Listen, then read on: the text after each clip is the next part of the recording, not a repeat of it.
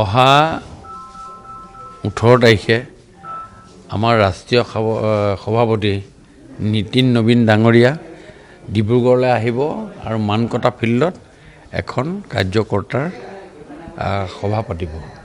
এই সভাখনৰ মেইন উদ্দেশ্য হ'ল আমাৰ ডিব্ৰুগড় জিলাৰ যিমানখিনি পৃষ্ঠা প্ৰমুখ আছে তাৰমানে আমাৰ ইলেক্ট্ৰল ৰুলখনত ভোটাৰৰ যিখন আমাৰ ৰুল সেই ৰুলখনৰ প্ৰত্যেক পৃষ্ঠাৰ এগেইনষ্টত আমি এজন এজনকৈ ব্যক্তিক দায়িত্ব দিছোঁ 60জন ব্যক্তিক চাবৰ কাৰণে। সেই তেওঁৱেই হ'ল পান্না প্ৰমুখ বুলিও কয় হিন্দীত, পৃষ্ঠা প্ৰমুখ আৰু পেজ ইনচাৰ্জ। সেই পেজ ইনচাৰ্জসকলৰ লগত তেখেতে ডাইৰেক্টলি ইণ্টাৰেক্ট কৰিব।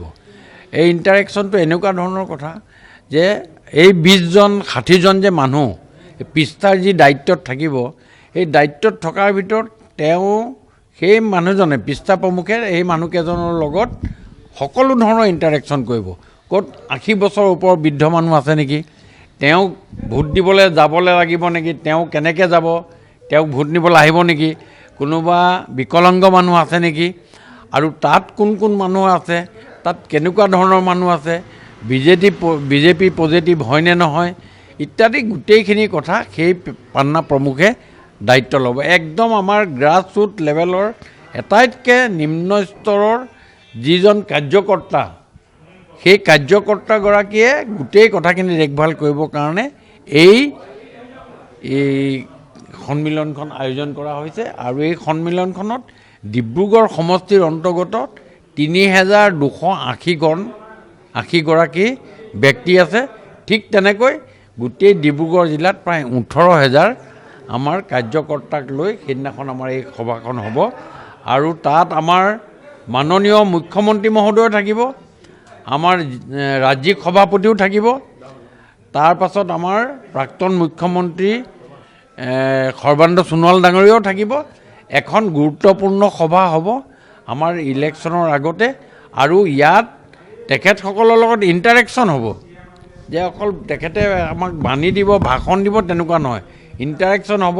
তেওঁ বিভিন্নজনৰ লগত তেওঁ কথোপকথন কৰিব, তেওঁলোকৰ পৰা জানকাৰী ল'ব যে আপুনি ক'ব যে গেহেম বজাৰৰ 18 নম্বৰ ৱাৰ্ডৰ অমুক পৃষ্ঠা পেজখনত কি আছে, তেওঁক মাতিব, তেওঁক মাতি সুধিব যে আপুনি আপোনাৰ কথা কওক, আপোনাৰ তাত কিমানজন তাত বিকলাংগ লোক আছে, কিমানজন তাত বৃদ্ধ মানুহ আছে, কিমানজনে ভোট দিবলৈ আহিব পাৰিব নোৱাৰে, আৰু কিমানজনৰ ঘৰত PMOI ঘৰ পোৱা নাই, আৰু কিমানজনক দিবলগীয়া আছে, কিমানজনে পাব ইত্যাদি সকলোখিনি কথা পুংখানুপুংখভাৱে তেওঁ আলোচনা কৰিব। কৰি আমাক তেওঁ শেষত আমাক উপদেশ এটা দিব আৰু আমি কি ধৰণে কাম কৰিব লাগিব।